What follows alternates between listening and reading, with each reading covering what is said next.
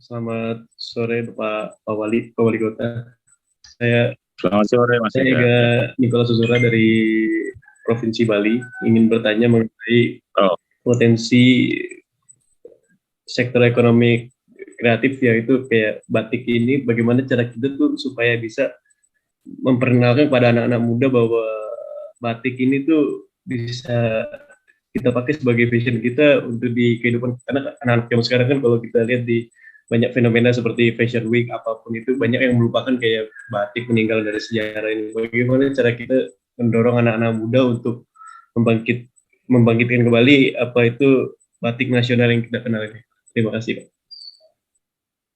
ya, langsung aja ya Mas Ega. Terima kasih, pertanyaannya jauh banget ya dari Bali ya, luar biasa. Udah ramai Bali Mas? Ya, sudah bangkit Kayaknya kembali udah, kembali. kayaknya udah mulai Ya, ramai. Saya boleh termasuk boleh. yang paling seneng kalau ke Bali karena situasinya sudah seperti liburan, meskipun acara-acara resmi tapi seperti liburan. Itu menunjukkan bahwa pariwisatanya sudah keren. Nah, kami coba kembangkan seperti di Bali nih Mas Ega. Ini sebelum ke masalah batik. Semarang ini di tahun 2013 kita launching sebagai kota pariwisata. Kenapa? Karena pariwisata ini kuenya lebih merata. Dari capital besar sampai orang nggak punya modal, semuanya bisa terlibat. Tapi pasti beda Semarang dengan Bali. Kita nggak punya pasir putih, nggak punya laut biru. Maka hal yang harus kita kembangkan adalah mengoptimalkan destinasi yang ada, mempercantik destinasi yang ada, kemudian kembangkan destinasi baru, dan membuat event sebanyak-banyaknya. Salah satu yang kita jual adalah batik.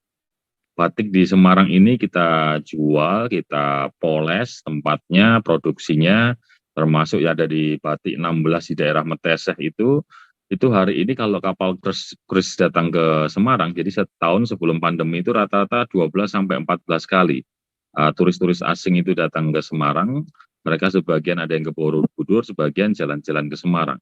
Mereka pasti lihat kampung batik dan juga kampung batik 16 yang ada di Meteseh.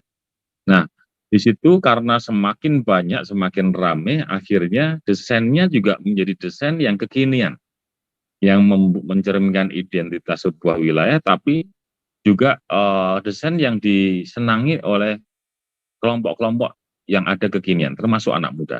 Jadi desainernya juga mulai terlibat, desainer yang anak-anak muda juga mulai terlibat, mereka pasarnya tidak hanya kelompok-kelompok seperti saya, kolonial, tapi yang milenial itu juga sudah mulai disasar dengan mengembangkan hal-hal yang membuat anak muda ini senang untuk memakai batik karena coraknya yang cocok dengan jiwa mereka.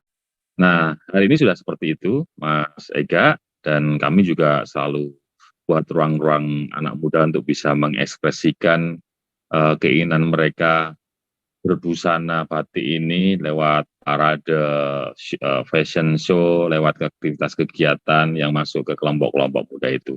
Jadi alhamdulillah menurut saya situasinya sudah jauh lebih baik. Batik sudah tidak monoton lagi seperti yang dipakai orang tua kita, tapi batik sudah menjadi bagian daripada baju identitas bangsa kita ini yang diakui oleh WHO sebagai warisan budaya Indonesia. Begitu Mas Ega. Baik, Pak, sudah jelas. Terima kasih, Pak Wali Kota. Oke, sami-sami Mas Ega.